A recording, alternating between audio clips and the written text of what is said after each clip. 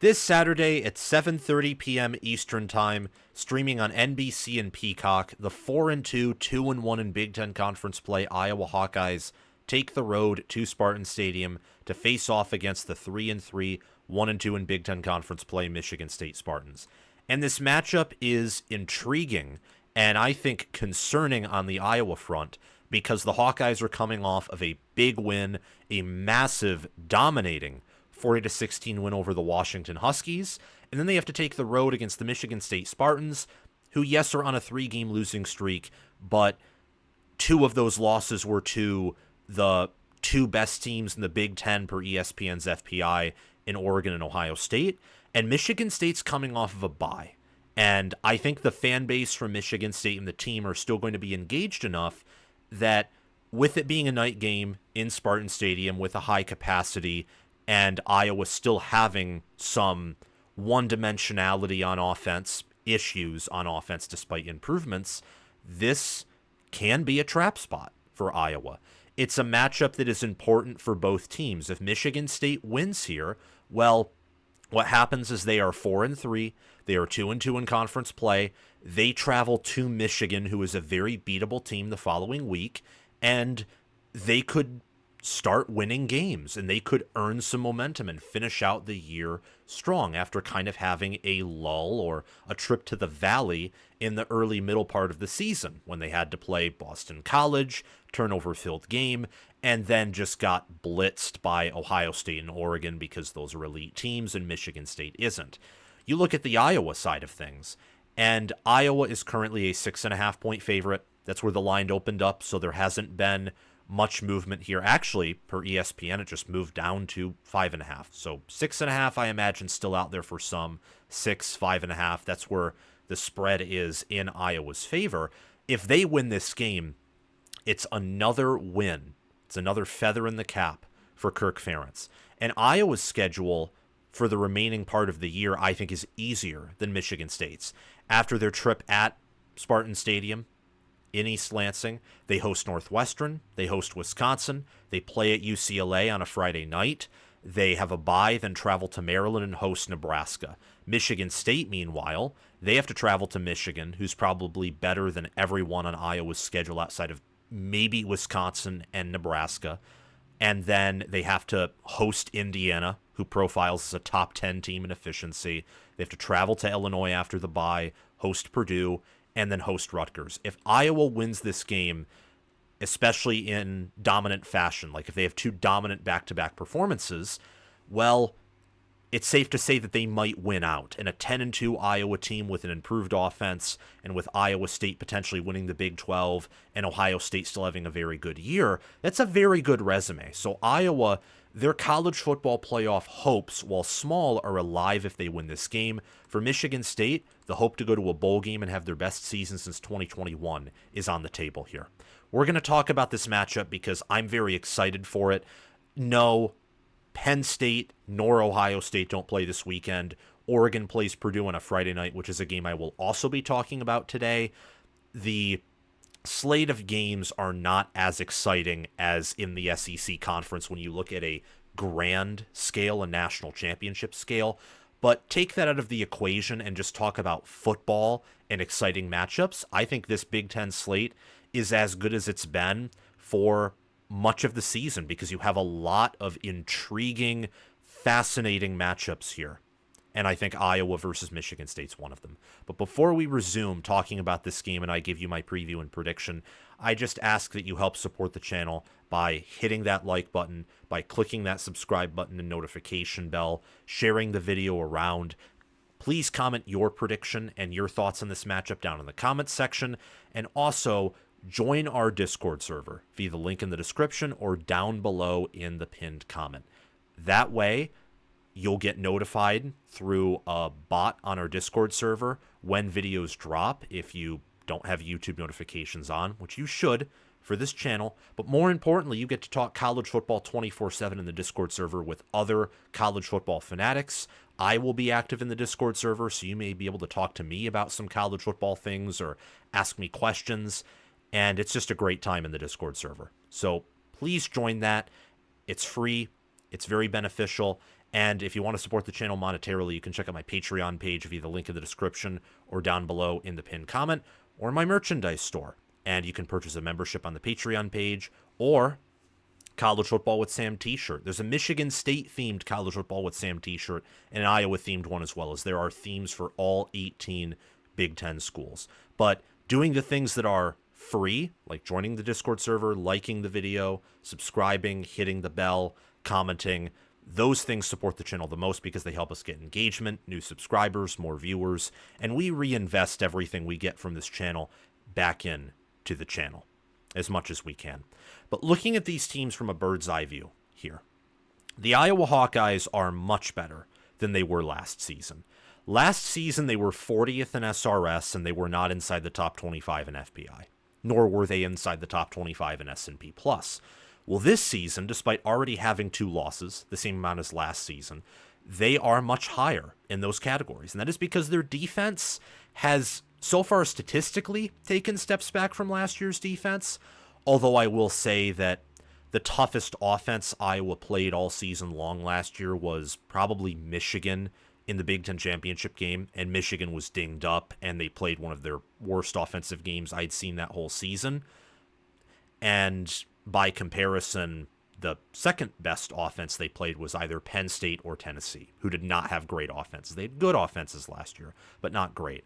Iowa's already faced, I'd say, one near elite to elite offense in Ohio State this season, and a good offense in Iowa State. I just think they have faced tougher opponents through the first half of the season this year as compared to last year. Because against Ohio State for a first half, their defense played an elite game. And against Washington, I think they did as well as about anyone is going to do against Washington, given all the personnel that they have. All that to say, Iowa has regressed a little bit on defense, but it may be a bit of a mirage. By the end of the year, they may be the same or better than last year's defense. Offensively, they've taken massive steps forward. Iowa is viewed as 11 points better than the average college football team in FPI and 13.8 points better than the average college football team in S&P+. Michigan State, meanwhile, is viewed quite frankly as almost exactly the average FBS team. Per both FPI, where they're viewed as only a tenth of a point worse than the average college football team, and also per S&P+, where they're viewed as about a tenth of a point better than the average college football team. Michigan State obviously has home field advantage, and Spartan Stadium is loud. It's intimidating. Of course, when your team is very much outmatched, home field advantage doesn't matter all that much. See Ohio State when they came to play in East Lansing. But Michigan State is still 3-3. It is a night game, and Iowa is a team that I think the fan base, and they should, have faith that the Spartans can beat the Hawkeyes. So add on maybe 3, or since Spartan Stadium has a higher capacity than most stadiums, 4 or 5 points to Michigan State's power rating. Power ratings are basically saying that Iowa is going to win this game by anywhere from 6 to 10 points, which is interesting because the spread is on that lower end of what you would assume to be the range of expected outcomes in this game when you look at FPI and S&P+. And you see this also played out in the points per play margin. Points per play margin is, as I've said a million times, and I'm going to say it again because I think it's only fair that I explain it to you, and maybe my explanation's not perfect. If it isn't, someone please correct me. Points per play margin is basically how much does your team score per play in all of their games so far this season. How many points did they score per play? And then you compare that to how many points total do your opponents in total score on all of their plays. So your team's points per play, and then you subtract your opponent points per play. That's how you get points per play margin right there. Iowa has a 0.111 points per play margin, which means on an average basis, they beat their opponents. They don't dominate their opponents. They don't blow out their opponents. But on an average basis, they beat them. And per a points per play margin perspective, they wrecked Washington. Washington had more plays than Iowa did, and they had 24 fewer points. So In that sense, they dominated Washington, but they also had good special teams, a few turnovers. Washington once again shot themselves in the foot, etc. Michigan State, meanwhile, on an average basis, loses close games. That's what the negative 0.104 points per play margin tells you, is that for every play that Michigan State has compared to every play that their opponent has, Michigan State scores about a tenth less of a point per play than their opponent does per play. And then finally, you look at the strength of schedules. Both of these teams have played Ohio State. Iowa's played Iowa State in the non-conference. Michigan State's played Oregon as well, who's in conference. Still going to take some time for a lot of people to adjust to that.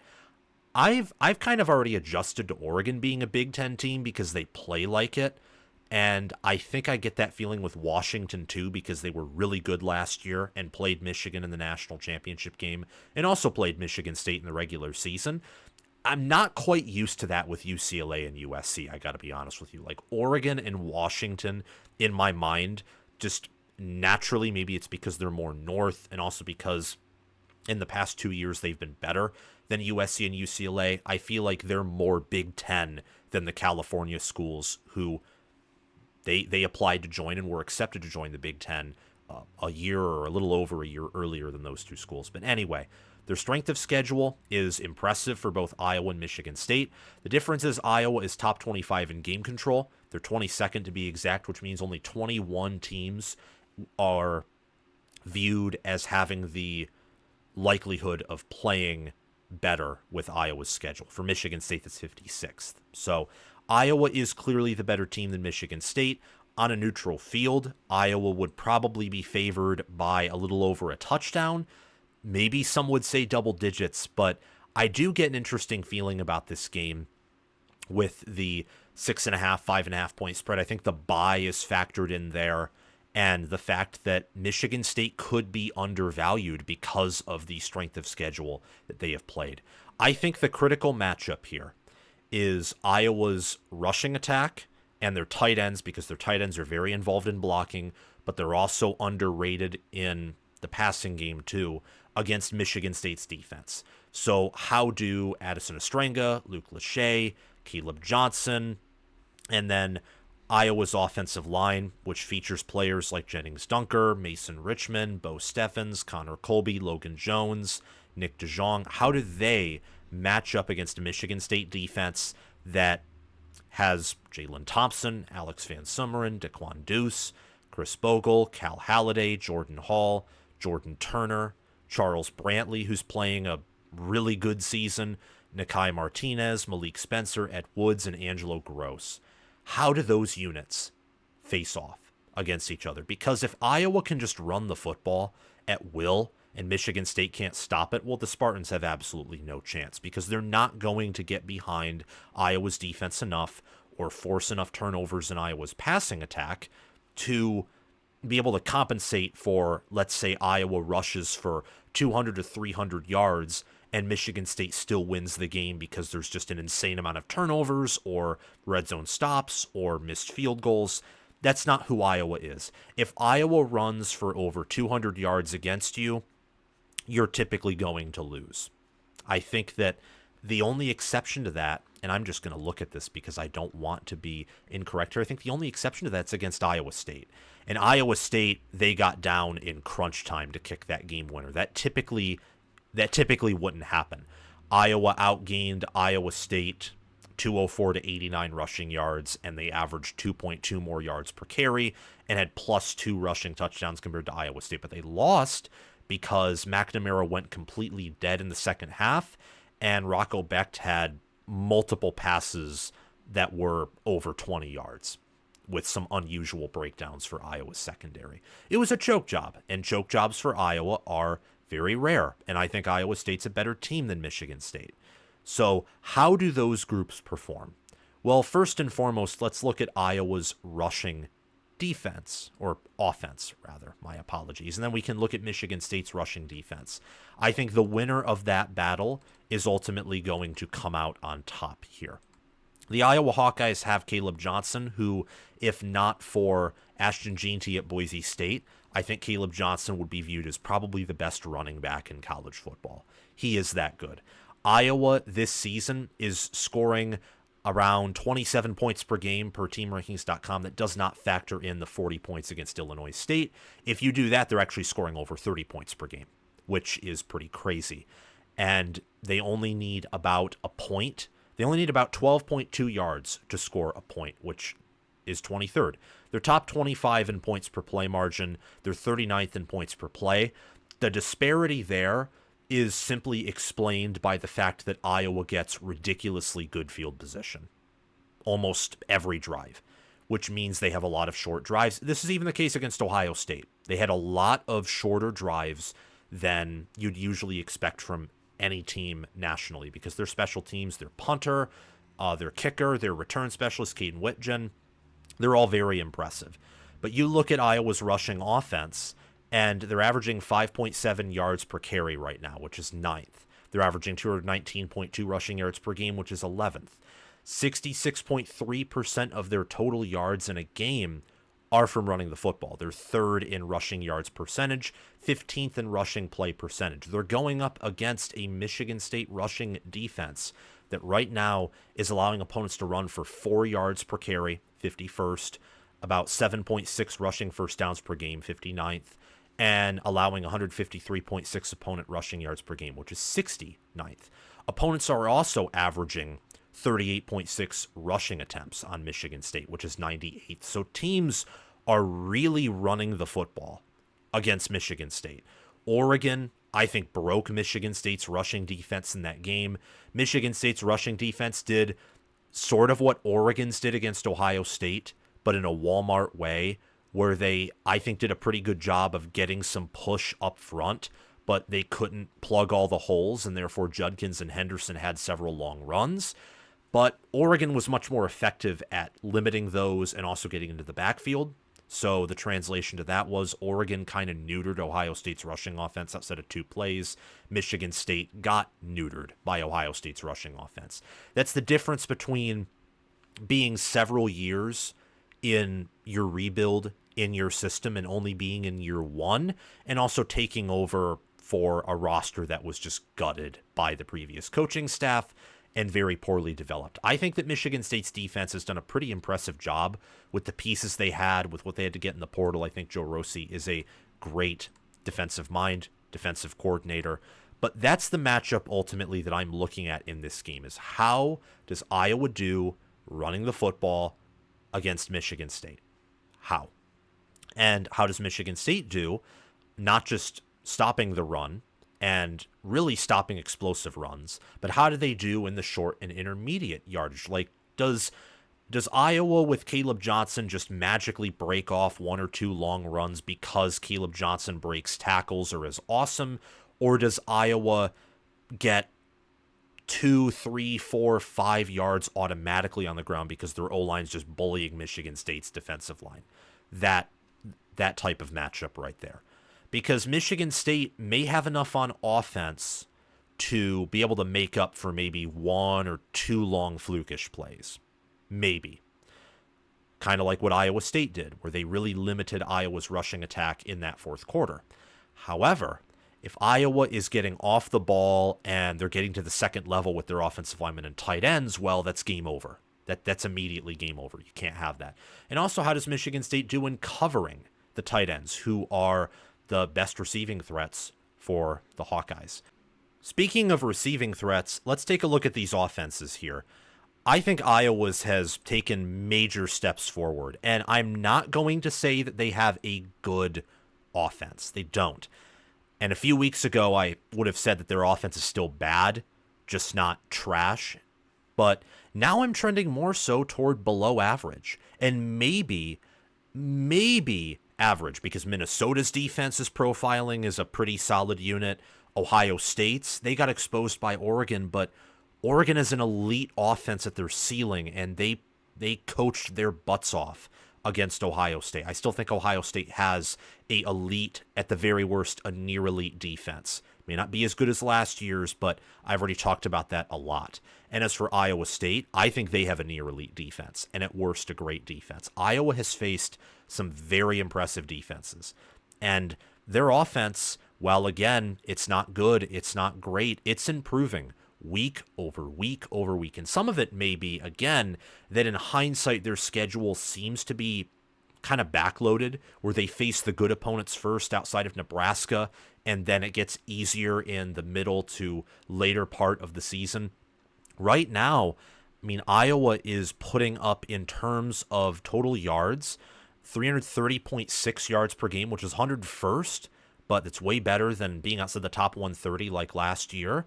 They only run 61.6 plays per game, too, which is 120th. So you factor that in, they're averaging 5.4 yards per play, which is 72nd. So they're way more efficient than they were last season. They average 6 third down conversions per game, which is 34th. They convert 44.78% of their third downs per game, which is 35th. I think a part of the reason why they don't have more yards per game is in part because of their good field position. Like, Reese Dakin has been an impressive punter. Wheatgen is a really good returner. And then they aren't inclined to be aggressive and go for it on fourth down a ton because Kirk Ferentz is very conservative. But Drew Stevens has been a better kicker this year than he was last year. Last year he had some struggles with accuracy, got benched at points.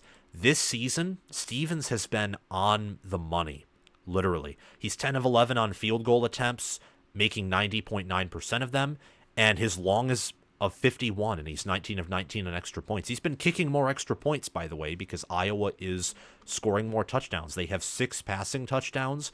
They already have 20 total touchdowns through 6 games. They could easily, with some of the teams they have left on their schedule, finish with like around 40 offensive touchdowns this year.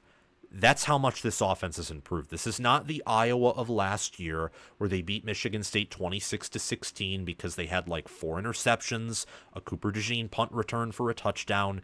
They actually have weapons, mainly Caleb Johnson and their offensive linemen. And Cade McNamara has also taken steps forward compared to last year. I like Iowa at running back, tight end, and the O-line. As for Michigan State, I like them obviously at quarterback and wide receiver.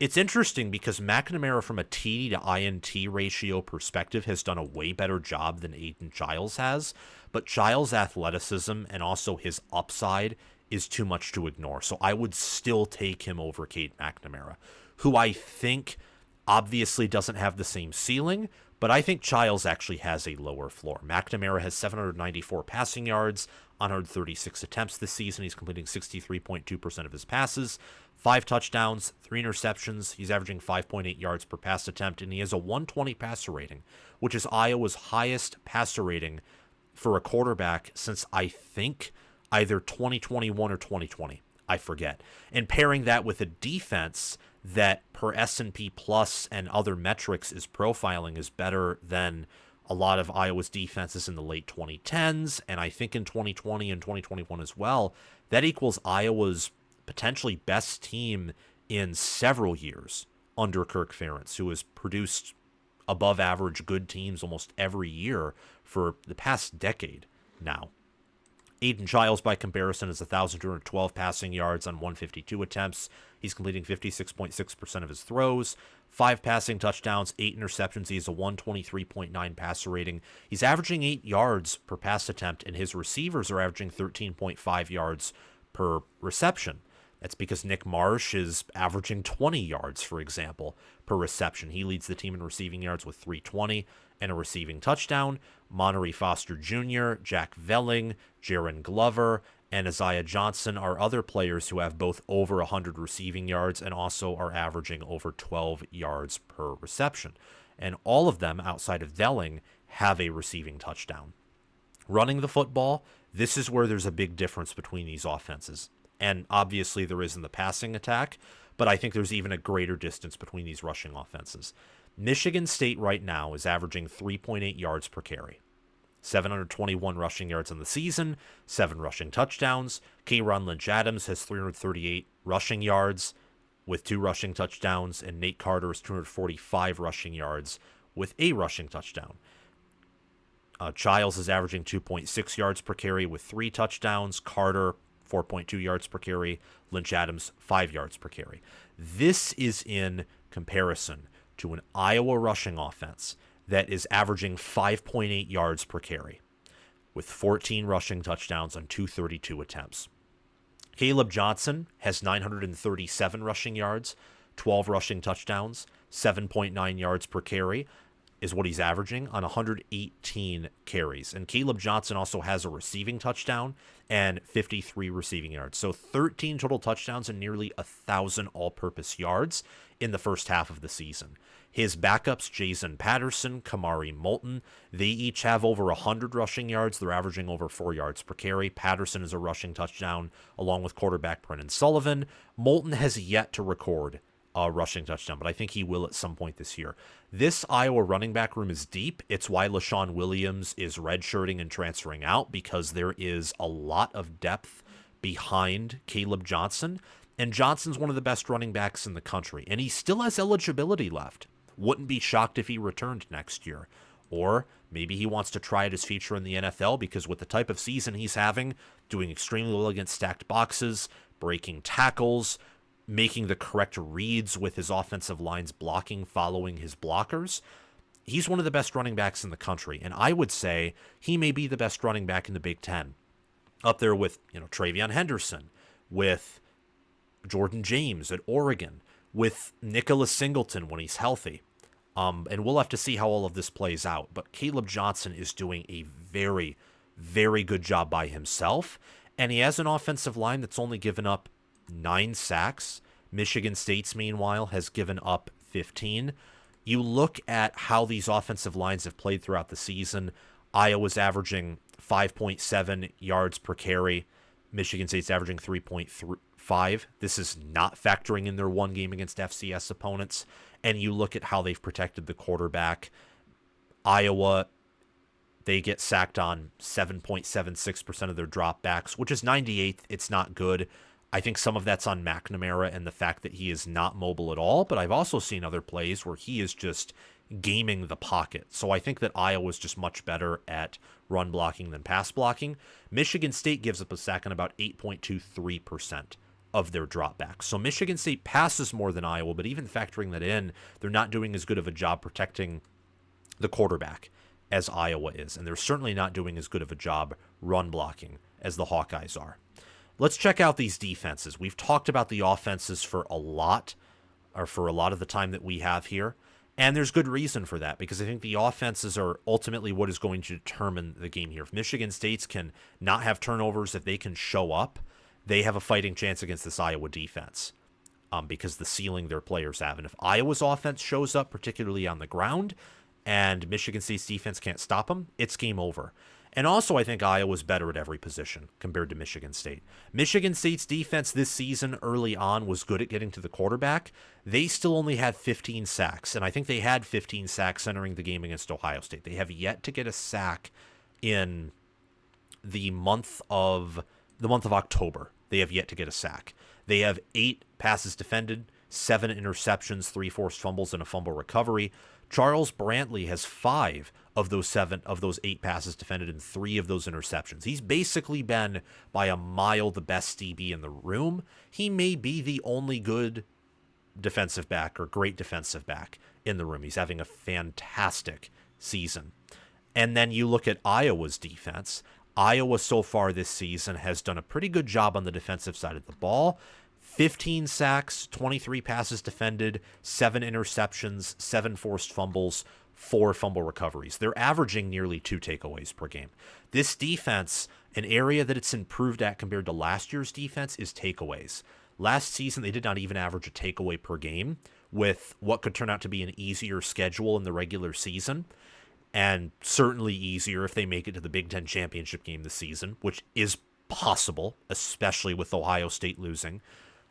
And yeah, they've, I think, kind of turned more into a typical Phil Parker defense, even with some of the regressions they have. A lot of that's because they play bend but don't break, and their offense is limited, but they have done a much better job at forcing turnovers. On defense, I would look for a player like Jamari Harris, who's one of the best cover corners in the country, and also Sebastian Castro, Xavier Nwapka, Quinn Schulte, and Deshaun Lee to do pretty well against Aiden Childs because he has been very turnover prone. Hasn't thrown an interception in his previous 2 games, but he's had some critical fumbles, had some passes that are dangerous. Pay attention as well to Deontay Craig, Ethan Herkett, Yaya Black, Aaron Graves, and then also Kyler Fisher, Nick Jackson, and Jay Higgins, that Iowa defensive front, to maybe get after Michigan State's offensive line a bit, who has had issues protecting the quarterback and is unfortunately suffering injuries. On Michigan State's side of things, I would look at Jalen Thompson, Alex Van Sumeren, Daquan Deuce, and Chris Bogle to maybe get some pressure on Cade McNamara and maybe to get an edge over that offensive line in pass protection with the noise that Michigan State's crowd may provide. Also, do pay attention to, I would say, the linebackers for MSU, Jordan Turner, Cal Halliday, Wayne Matthews, Jordan Hall, and then Charles Brantley. I imagine that Iowa's wide receivers won't be able to take advantage a lot of Michigan State's still porous secondary, but Charles Brantley's had a very good year this season. I would just put him on whether it's Reese Vanderzee or the tight ends and just let him feast because he's done a very good job, Charles Brantley has, with the Spartans this season. Some more statistics before we move on and get to the prediction here. Michigan State's defense this year, scoring, is allowing 25.2 opponent points per game, which is 63rd. Iowa's is only allowing 21.2 points per game. And that's, again, these are not factoring in the shutouts that they had against their FCS opponents, respectively. So Iowa, you factor that in, is about 17.7. For MSU, it's low 20s, better, but those are FCS teams, keep that in mind. Iowa is only allowing, on an average basis, 5.3 opponent yards per play. Michigan State is allowing 5.2 opponent yards per play. Iowa's defense is statistically regressed compared to last season's, but I wouldn't be shocked if over these next few games they really compensate for that, especially in the points and points per play department where the Hawkeyes lead the Spartans. Iowa only allows 0.327 opponent points per play, which is 44th. Michigan State 62nd in that category, allowing 0.356 opponent points per play. In the passing defense, Michigan State actually leads Iowa in a variety of things, partially because teams pass more on Iowa than Michigan State, ironically enough. The Hawkeyes, however, are still top 20 in opponent yards per completion, only allowing 10.2, which is shocking given what happened against Iowa State and also Ohio State. And they're 47th in opponent yards per pass attempt, allowing 6.8 on an average basis. So those are the defenses there. I think Iowa's is still one of the best defenses in the country. Michigan State's is better than last year's. It's good, but it's not great, certainly not elite. In the trenches, I would give those to Iowa. They have the better O-line, better D-line. No more statements on that. And Iowa's the better special teams unit. Ryan Eckley has done a pretty good job this season at punter, and Jonathan Kim has done a good job at kicker, but I think Iowa's just slightly better in those areas, and they have a much better kick returner. And as for coaching, I'd give it to Iowa on defense because I think Phil Parker is the best defensive coordinator in the country with one of the best assistant pools on that side of the ball. But for Michigan State, I think Jonathan Smith's a better head coach than Kirk Ferentz. I think Michigan State is a better offensive staff, and I think Michigan State's strength and conditioning coach, you're not going to see it a ton this year because they've already drastically improved. And I don't think you're going to see this exponential growth throughout the season. Michigan State is who they are to a certain degree right now. But in the long run, they have one of the best strength and conditioning coaches in the country. And I think you're going to see that year over year over year. But Iowa's is very good, so I do not expect really a conditioning disparity in this matchup that at least favors the Spartans. Overall, I am picking Iowa to win here, and I'm picking them to cover. I do think that they'll come out on top. And I think that it could get ugly. I have 34-13 in Iowa's favor because I look at these two teams, the fact that Michigan State has turned over the football quite a bit, even when Aiden Childs is intentionally trying to be safe with the football, he can't be. Michigan State's limited and injured on the offensive line. They're limited still on defense because of how Scotty Hazelton and Mel Tucker recruited and developed. Iowa, meanwhile, is much better on offense than they were last year. They're about the same or maybe a little worse on defense. And Kirk Ferentz in Iowa, they're not afraid of coming on the road. They may not take advantage of opportunities correctly in some of these bigger games on the road, like against Ohio State. Why are you punting on 4th and 1 from the 50 when you have your tight ends, your offensive line, Caleb Johnson, and even some of your receivers that are better than last year? But I digress. In this situation, though, I do think that with better coaching than last year, a better roster, more experience, they're not going to be afraid to come on the road. And I think they're going to win. And I think they're going to win big. It'll be close. It'll be competitive first quarter, maybe second quarter. But I think either in the second quarter or third quarter, Iowa will begin to separate. And it will end with a 34-13 Iowa win. If Michigan State wins here, it's because they come out and they do something that they have not done out of the bye week, which is possible because they're well coached. And by that, I mean they don't turn over the football. They complete more than 60% of their throws. And the defense finally buckles up and finishes what they've started in almost all of their games, which is getting some push up front, just not being able to finish the job on defense. Thank you all so much for watching. Please like, subscribe, share the video around. Thanks to Crash2488, Brasco Rascal, and kind of little OH for being Heisman members. Thanks to Chris Lane, Ismar, Tyler 9, Schulten Kush for being All-American members. And thanks to John Lynn, Roaming Gnome, Matthew Sale, Austin Christmas, Joshua Jorgensen, and Will Loftus for being All-Conference members. Make sure to check out my merchandise store, Patreon page, and Discord server via the link in the description or down below in the pinned comment. Have a great day, everyone. Go Spartans and go Hawkeyes.